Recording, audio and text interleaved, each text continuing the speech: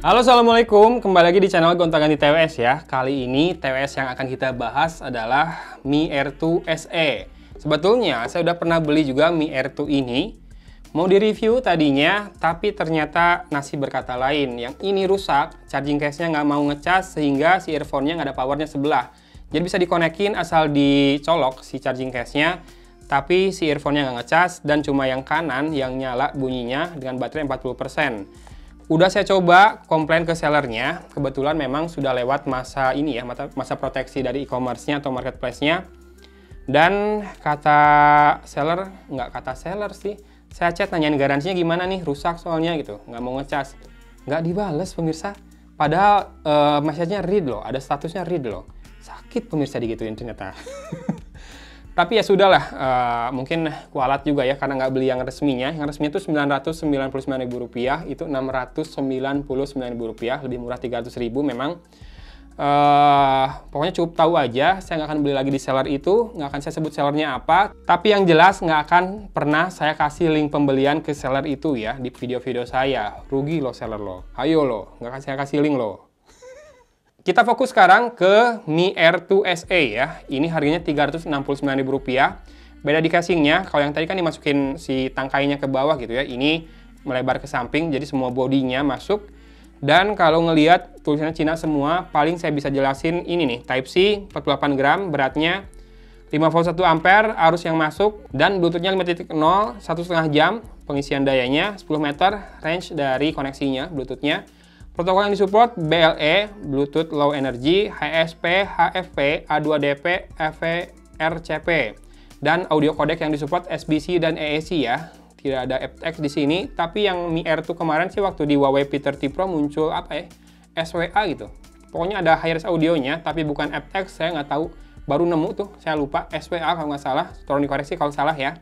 Selanjutnya ada 5 jam. Oke, kemampuan bertahan earphone-nya 5 jam. Kalau dengan charging case-nya 20 jam.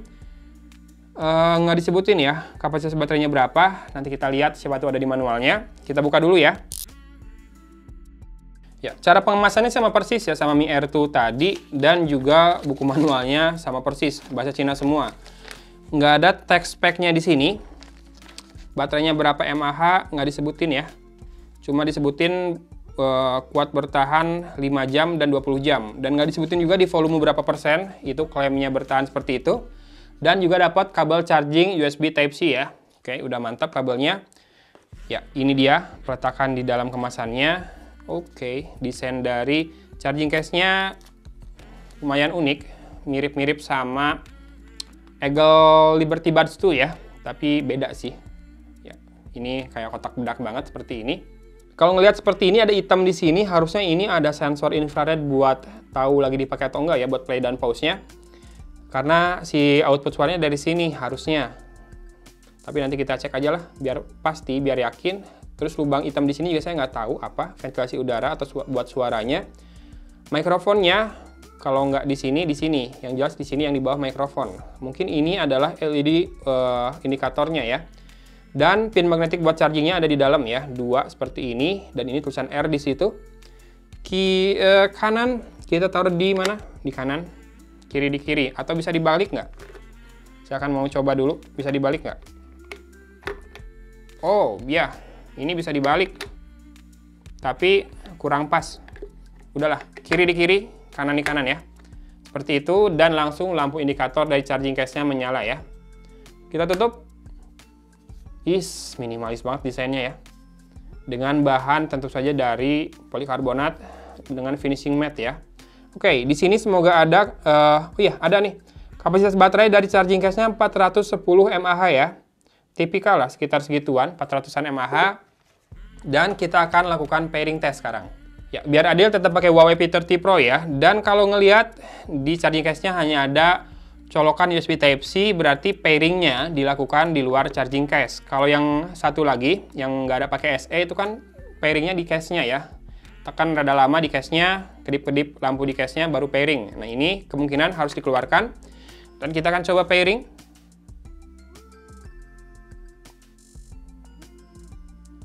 Scanning.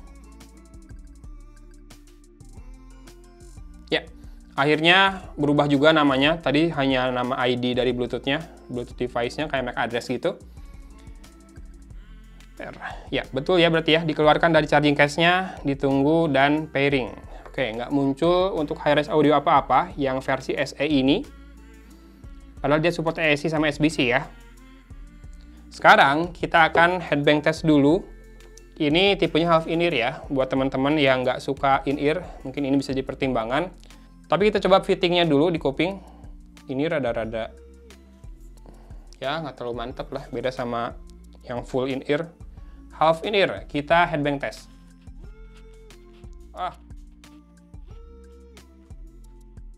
Barusan saya dengar hear the top search result. Oke, dia ngaktifkan voice assistant. Saya geleng-geleng padahal. Dan kerasa ketika geleng-geleng udah mau hampir lepas. Jadi tadi saya headbangnya kurang kenceng sebetulnya. Karena takut jatuh. Udah mau lepas serius. Nih ya, saya kencengin ya. Lepas.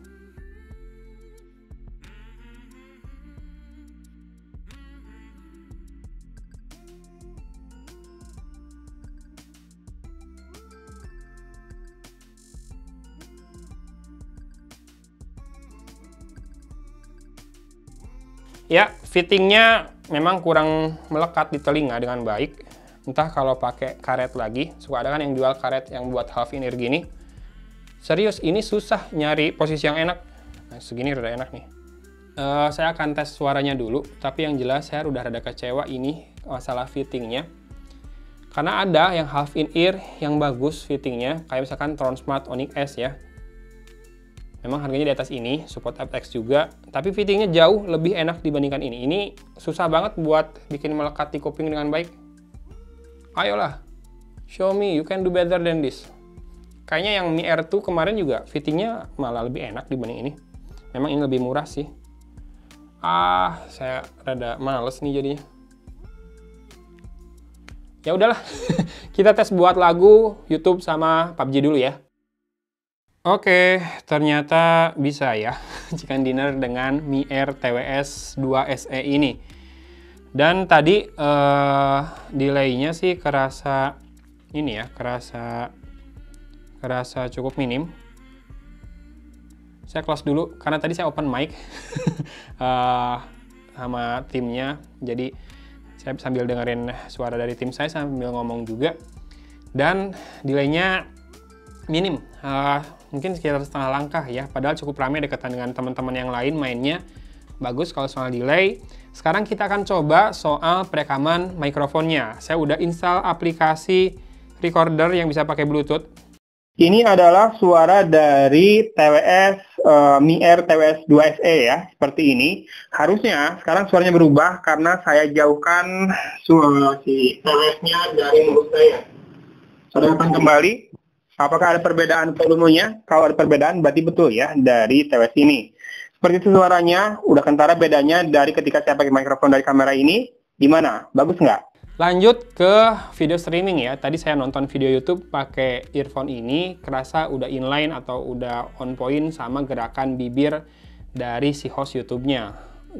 Suaranya nggak ketinggalan ya dari gerak bibirnya. Which is bagus buat nonton YouTube berarti. Dan karakter suaranya ini tergolong balance, tapi nggak bisa dibilang balance, lebih ke flat ya. Bassnya itu irit banget. Bassnya kerasa sih ada, tapi irit gitu. Jadi kayak bass yang punchy, tapi powernya kurang.